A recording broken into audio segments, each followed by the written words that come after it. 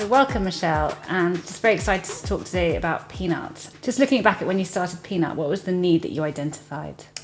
I think that starting Peanut was a real moment in time when we launched, but it was something that I'd been living with for several years before I actually did anything about it. And I think that was this real moment of change, and it was a seismic change. I'd gone from being quite a selfish person, actually, and just very single-minded and focused on myself and my own life. And all of a sudden you're thrown into this moment of motherhood and you're like, wow, it's really not about me anymore. Everything is about this tiny person. And I need support and I need advice, and it's not at all what I thought it was going to be. And I don't really know what I'm doing.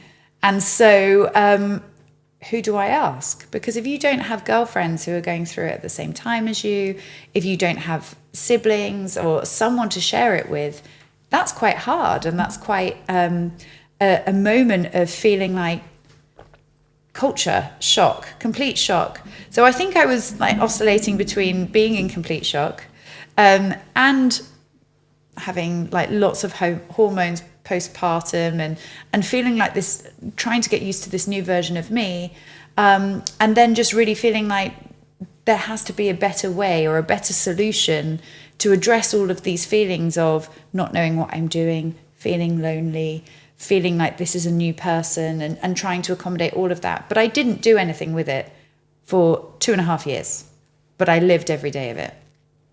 It's funny, it's just so similar to when I started Elvie as well, because I felt similarly. There was nobody thinking about what's happening to me and my body. Yeah. And also actually equally spent some time trying to work out, do I actually want to start a business? Because there's a lot going on when you have a child as well. But what about the doctors or the medical professionals? Did you feel they were giving you the advice you needed, or was it less about medical advice? I don't even think it was really about like medical advice, and certainly what was out there was really about Finn. It really wasn't about me or what I might be thinking or experiencing. And it also felt like quite definitive. It was you've had the baby, and here's some advice about how to look after your stitches in my case. And then it was, and here are the growth hurdles for Finn, and here's, he must keep on this weight. And it just felt really overwhelming. And that was probably more of the medical side, but no one really said to me, by the way, it's normal to feel like this, or it can be quite a big adjustment, or you'll find it easier if you've got someone who's going through it at the same stage as you, so you can kind of share with each other, milestones or what's normal. So it was just, it was more emotional, I think, than it was health. Which I suppose is so interconnected. And I suppose our partners, however much they try to help us, they can't quite empathise in any way. I just had this complete rage with my husband, because he would go off to work every day and I'd be like, who did you speak to? What did you have for lunch? What was it like? Because it was the life that I really missed, and I wasn't really sure what this new world looked like. And he would come in so happy, and I would still be in my pajamas with my hair scraped back, and he looked so smart. And I felt like fuming. And I can definitely, it was, God, it sort of sends shivers down my spine remembering it's a horrible feeling of like, I haven't left this sofa. I think I've just been going back and forward between the crib and the changing mat and here, and I haven't done anything. And I can't remember if I've brushed my teeth this morning. And you've come in and, you've spoken to adults and you've lived like a whole day. Wow. But just to talk to another woman who's going through the same things at the same time is so powerful. It's so liberating when you find someone and you even just to know that you can have a conversation, but you're part having a conversation, part doing something else, to feel normal, to feel like a woman again, rather than feeling a bit like a vessel. I definitely felt like a vessel at times. Fairly broken one too. Totally. So it is amazing when you find that like companionship and you're like, wow, this is so normal. I'm not the only one. You feel it too. And you just really, I think is quite life-changing, actually. And I remember when you started, you were able to, there's quite a lot of attention because it's the first sort of network or community for women of its type. And I think there were quite a few parallels to the fact that because you'd worked at Bumble and Badoo, like, is this kind of like a Tinder or something for new parents? But it was always much more than that, right? Did you always have this vision of community? Like, how did you view community then, and how has it evolved? I think that we started with this kind of swiping fine to make friends. And obviously I'd worked in the industry. It's what I'd been building for a very long time. I knew the mechanics of it very well. And I wanted to make it like a game. And everything I knew about building dating products is it's all gamified. And nothing about motherhood at that point felt very fun, apart from my son, who is wonderful. But so I think there was a lot to do with that was the hook. But the baseline and what sat underneath it was always community, and that was always the focus for us. But building community is so hard. You know, it's so challenging because everyone has a different expectation of what community brings, and it takes a very long time to build. And that was new for me because as much as I am obsessed with community building, you don't really have communities on dating apps, right? Mm-hmm. It's pretty much a single player sport.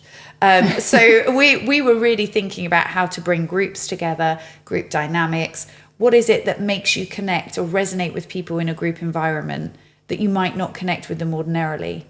And also, what was our version of community? Why would someone come to Peanut as opposed to a Facebook group or another product? And that was really about safety and security and trust, and really how do we make sure that we nurture, invest it from a tech perspective and a build perspective so that we really have amazing content that you won't find anywhere else. Yeah, I went on to Peanut this morning, and it's also just how lively the conversations are, how personal, how intimate, and also the number of people responding. You know, sort of somebody posted something about a problem with her husband 4 hours ago and 5 people have already responded. Yeah. But that must also, the art of getting that balance right must be incredibly complicated. Hard. And you have to make sure that you get the right audience, right? Not everyone wants to talk about relationships. Not everyone wants to talk about sex. Some people do just want factual kind of, my baby won't sleep, any tips. Some people want to talk about their body image. Some people want to talk about the Kardashians. Like there's such a huge range of content because as women, we're multifaceted. Motherhood might be a chapter in our book, but it's not the only chapter by far. There are so many different versions of ourselves. So Peanut is really about enabling you to talk about all of them and be authentic. But to start the first community, that, as you were saying, people need to come together around an issue, right? So that was about becoming a new parent. Yes. So that is something that does bring people together. Yes. But at the same time, people have so many different views of what makes a good parent, a bad parent, a good mother, a good woman. And you were saying part of the key thing is the security side. And how do you make that balance again between allowing sort of free-flowing conversation, but also ensuring that it's respectful and inclusive and so on? So I'm very fortunate, and we are very fortunate in that I think women really feel like Peanut is their space and they do respect it. So we're really respectful and understanding of the fact that people can have difference in opinion. That's fine, but just keep it nice and keep it inclusive.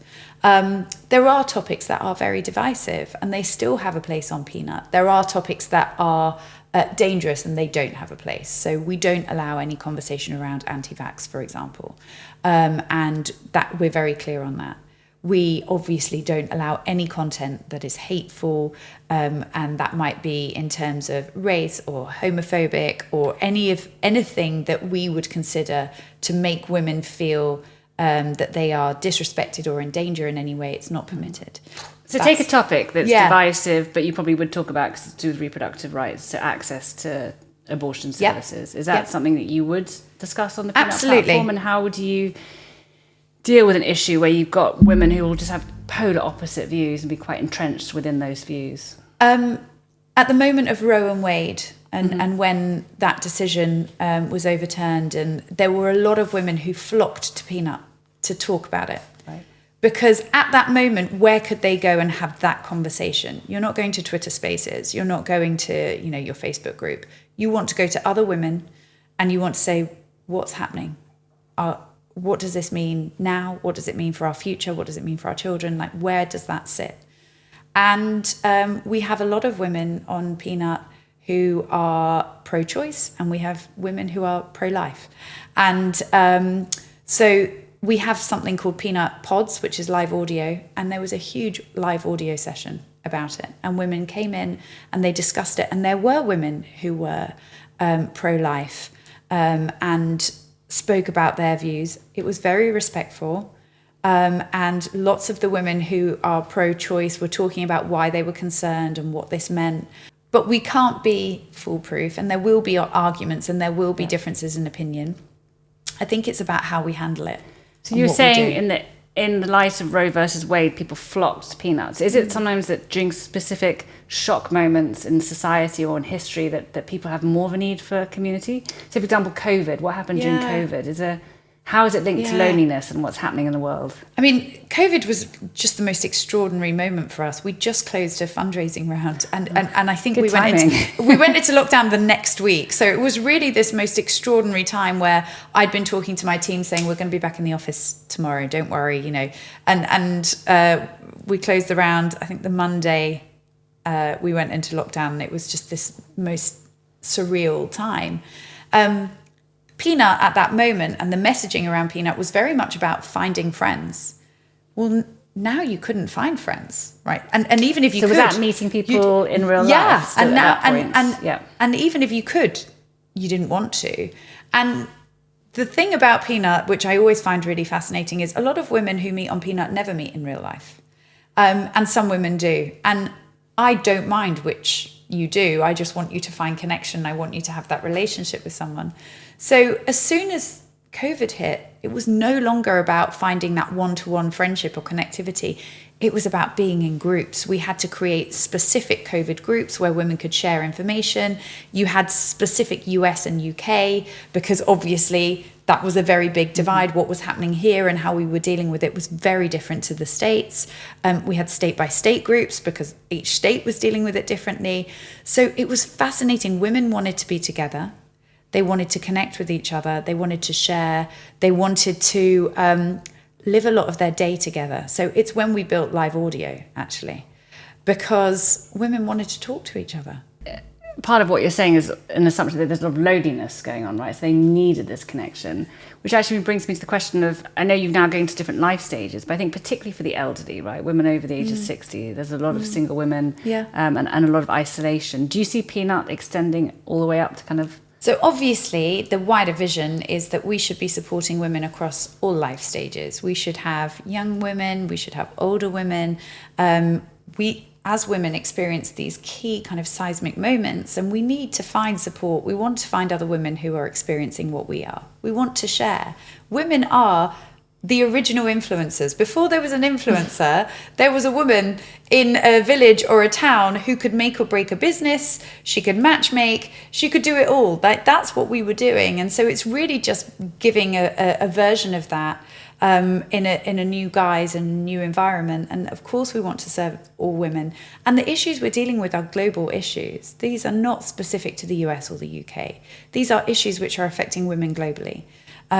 Loneliness is something which I don't even think we understand the repercussions of the society that we're living in and the loneliness that people are experiencing. If you recall the recent report, which was, I think, loneliness is more damaging to your health than 10 cigarettes a day. And remember what we did to eliminate smoking from our lives, right? And the campaigns that we lived through. And we're still not really talking about loneliness. So having a space where you can come and have these conversations and be vulnerable and honest is so important. And I want it for my daughter, and I want it for myself, and I want it for my future self.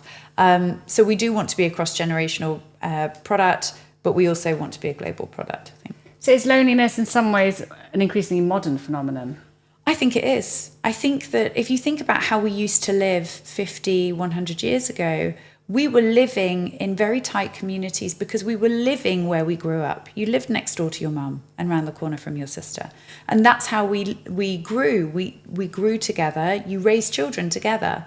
And now we move for work, we move for lifestyle. There's so much mobility. I think what it means is those roots are no longer what they once were. And we need to find and that's fine. It's amazing in so many ways, but we need to find a way to recreate it. And I think that doing so in any way is great, but online communities have such a power because they have such reach. And I think you and I have talked about this before for LV. You know, we work in breast pump categories, but also pelvic floor health. Yeah. I think pelvic floor health is a bit like the IVF group. Like, they're such difficult topics to talk about, right? You have to be so sensitive, and how do you get the tone right? And in some ways, the more taboo it is, the harder it is to get people to share. Or do you find actually there's such a pent-up demand? I think it's a really good question. I think it's a little bit of both. I think that we're very, very thoughtful and empathetic. We operate in walled gardens. So if you join Peanut TTC, which is the fertility trying to conceive community, you won't see any content from pregnancy or new motherhood. It's really important that when you're on that journey, you don't see a scan, guess what gender it is, when you're going through that moment. And we're very, very conscious of that. Similarly, for women who are going through menopause, they probably also are not minded to see a baby scan. And I know, Michelle, you support female entrepreneurs, you have a fund to support female entrepreneurs, you are a feminist very much at your core, as I would say I am too. Do you see Peanut though as a community? Does it have a feminist objective? Like, is this conversation towards the aim of bringing about better gender equality, or is it more around ending loneliness? It's such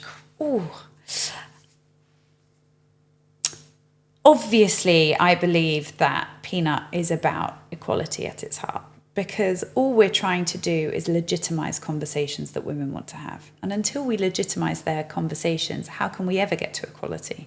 If there are some conversations that a man can have but a woman can't have, or even if there are just conversations that women feel unable to have full stop, and that might be because you've got night sweats or memory loss because you're experiencing a hormone deficiency, or it might be because you're about to go for your third round of IVF, and unfortunately that does mean more time out of the office and you're worried about what progression you'll make in your career.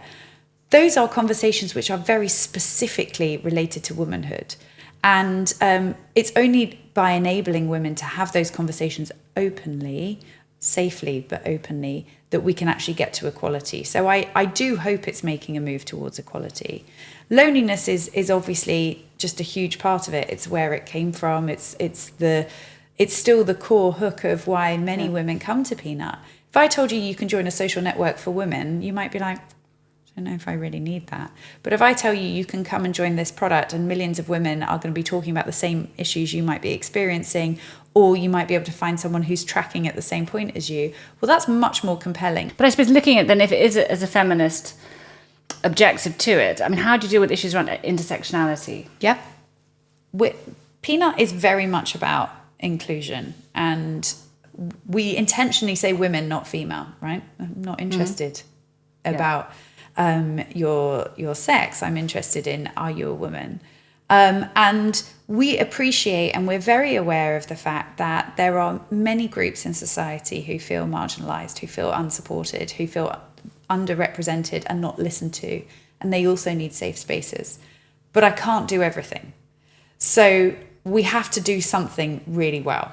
And this is what I'm trying to get at. Like, how do you decide what and you what do we and do don't do? really well is support women and womanhood, and that is an inclusive terminology in how we view womanhood, but that is what we're focused on. But within there, you might also have communities that are looking at issues around racial justice. Absolutely, and so on. we have so much. I mean, we have an amazing LGBTQI community on Peanut. They're thriving. They're incredible. I love them.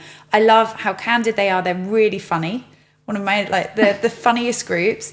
They're very kind of irreverent, and so we have an amazing community there. We of course we have women who also want to connect through.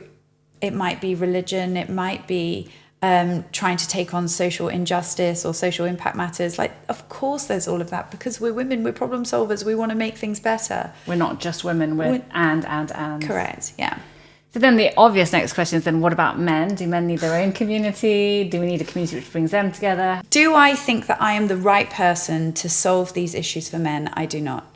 I live and breathe peanut. Like, I am obsessed by it. I think about it. I speak to every woman that I can. I speak to women on the app constantly. I think about how to solve their issues. I'm not best placed to solve the issues. So if it wasn't you, men. but if somebody were to do it, how would you do it? Great. Would you have like a man's community and then you'd bring the two together, or would you have... I think dynamics change when men and women are together. There are conversations that women want to have that are very specific to womanhood. Yeah. And that might be a physical reaction to something, that might be emotional, that might be something that you experience as a woman that a man just won't have, and that dynamic changes. So and also we have social networks where men and women are together. They already exist. Social networking is ubiquitous. We have Facebook, we have Instagram, we have Twitter, we have those spaces. What we don't have is somewhere that is so specifically created with womanhood in mind. Okay, so if you had the £1 billion and 900 years, but say you were even, say, Prime Minister of the UK, or you were talking to Rishi Sunak or in the US, what would you do to solve the issue around loneliness and to sort of bolster the role of communities within our social lives? I think that the first thing is talking about it, right? Recognizing that loneliness is an issue, and we do have a unique period of time now where we can address it, right? We're aware that it's a problem. We're aware that we can have solutions, and those solutions are multifold. They might be about in real life connectivity. They might be about online connectivity, but let's make sure that we help people meet. There's somewhat of an interesting conversation around AI and what AI can do or won't do with regards to loneliness and how far that might go. But in terms of what do I wish was happening and what do I wish people were doing, and what would I do if I were, president for the day, I think I would be making sure that people talk about emotional well-being and talk about their emotional life. And that is across spectrum. We're very used to people who get to a certain point in their career talking about what they've experienced. We're very used to people who are kind of at the very start of their career, maybe voicing a few concerns here or there. But we want to know the trajectory. What did you do? When did you need people most? How did you do it? We want to hear people's stories. Storytelling is also very important in community. And you talk about, I think, obviously what matters to you a lot is the storytelling, and also, as you're saying, the talking about how we're feeling emotionally. But that's quite unusual for a lot of people, right? And I would have thought, I don't know, again, cultural differences I'd be interested to know, but there's many cultures and societies where we don't talk about our emotions, right? Of course. I think that, there is a difference between your emotion and weakness. And we often tie the two together. Mm-hmm. She's very emotional is something that we say a lot. And well, men say that. Why? Men say that. Why would that be considered to be a bad or thing or a weakness? But we do associate the two together. So when you unpack it and what you're saying is that person is emotional, are they emotional, or do you mean that they're very reactive to what's happening in that current situation?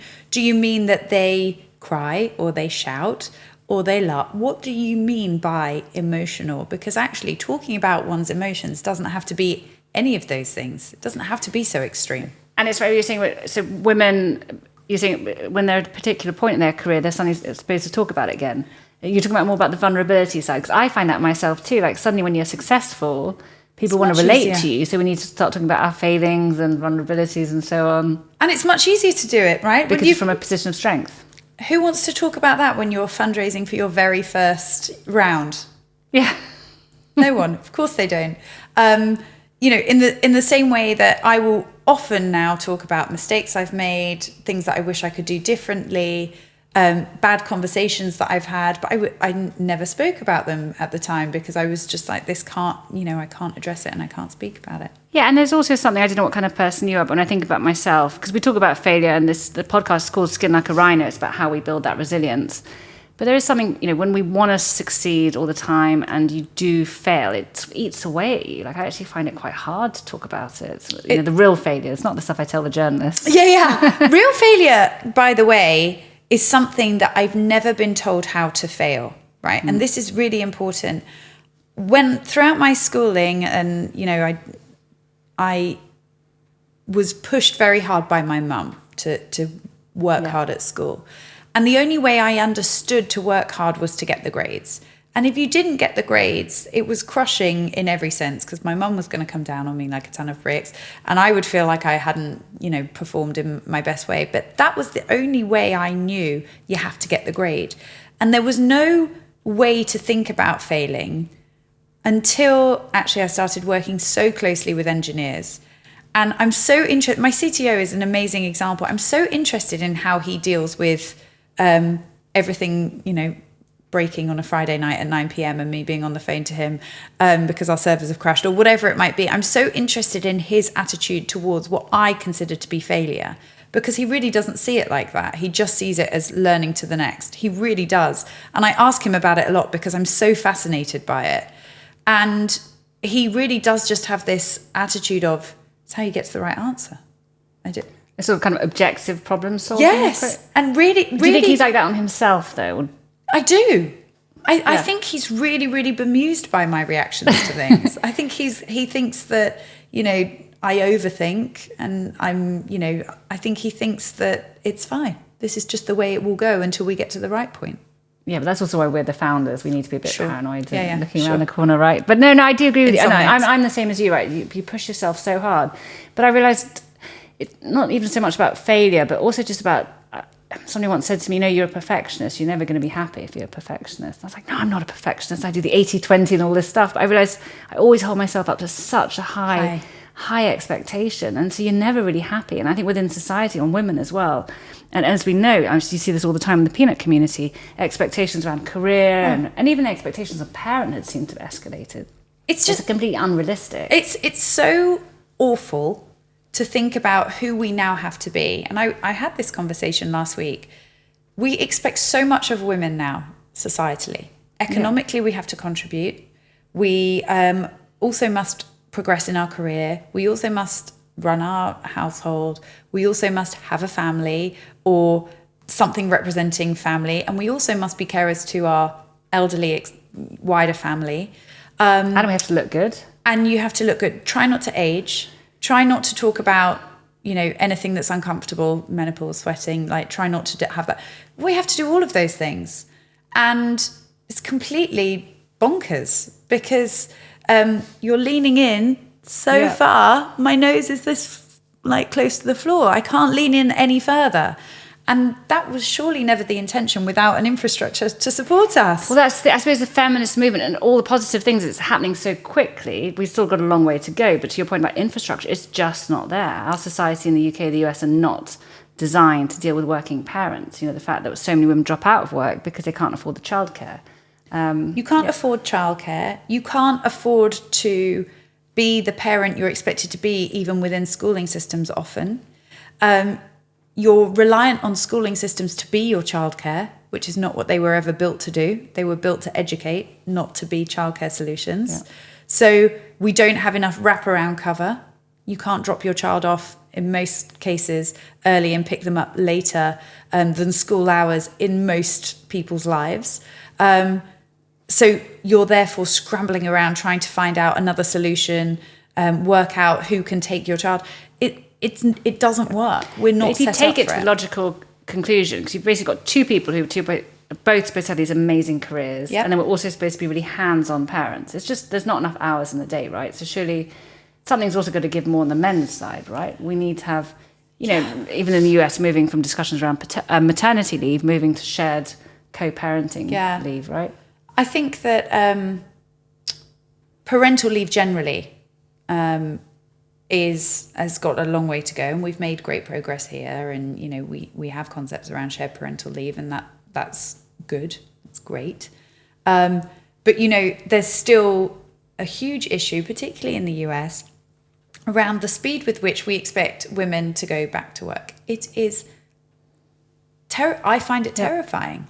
I find it really scary that a woman could have gone through and experienced so much, and then in order to maintain her role, she's got to be back in 12 weeks. I mean, that's just, it's shocking in the society that we're in today. Yeah, no, absolutely is. And especially the US, it's sort of so much further behind than other countries, which are a lot less. The podcast is Skin Like a Rhino. Is there a particular moment through everything you've done building Peanut where you really felt you had to develop Skin Like a Rhino?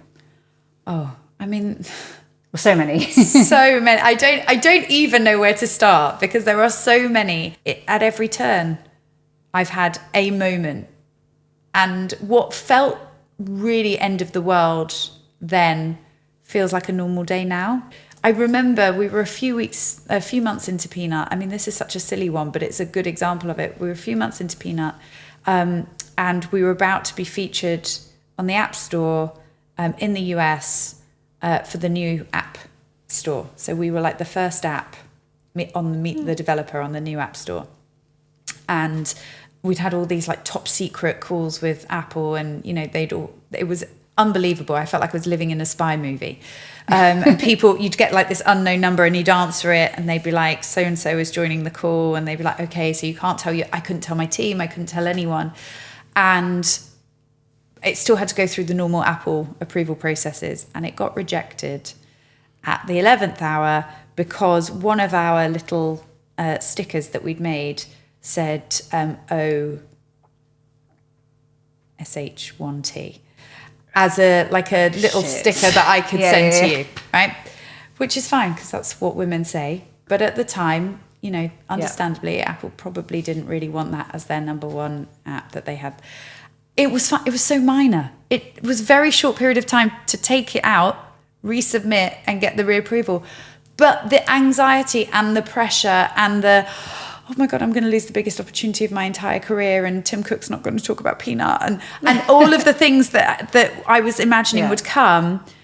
I tell you that probably things like that happen, 20 times a day now, where something, and it just doesn't land the same. So whether that's because resilience is improving, your skin is getting thicker, you're just ready for the next one, or whether it's just because you get bigger issues and everything kind of reduces accordingly. I think there's something about those early startup days, right, where everything is so binary. It's either going to be a huge win or you're going to go bankrupt. That's it. Right? This is constant. I've got 10 grand left in the account. I can't pay anyone. Right? But I quite like that excitement, right? What gives you the cortisone now? Like what would spike your cortisone levels?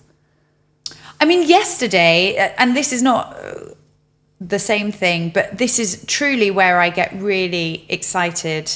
We were in our all hands, and there was some case studies, like user studies of women who had found their best friends or whatever, and it was just amazing. And there was one story, and a woman, this is a spoiler, but she's met this friend on Peanut. She told her Peanut friend before her husband she was pregnant with her second child, and that woman's going to be her godmother. And I was like, imagine finding like the godmother of your child on Peanut. That's like amazing. But for Peanut, she didn't have that woman in her life. That's quite like incredible. Yeah. Or another woman who was leaving a domestic violence situation and ended up moving in with a woman and her family that she'd met on Peanut in order to leave the family home, in order to then set up her life, and they all looked after her. And I just think that those moments of humanity, because that's all we're talking about, they just happen to be on our platform, are incredible. And that is a different kind of driver to, oh my God, can I make payroll this month? It's more like every day I'm building something that makes the world a little bit better than I found it. And I think that is a different kind of adrenaline. So menopause, I mean, here in the UK, there's been such a sort of sea change in the last 2 years, even since I think we first talked about it, which has been incredible. Peanut's obviously been part of that story. But is there a point where, maybe there was a need to talk about an issue, and then the need within that issue moves on? So, for example, now there's a question more around, is there enough HRT? Is it personalised enough? Can women get doctor's appointments? Is there a job to be done, and at some point you've done your job and you can move on? The interesting thing about women's lives and these life stages is that they don't go anywhere. They're just constantly there. So if we achieve enabling women to talk about menopause, for example, that's amazing. But the next conversation around menopause, therefore, might be, what does workplace support look like? Or how do you have those difficult conversations, or whatever it might be? Or is it medical support that is needed?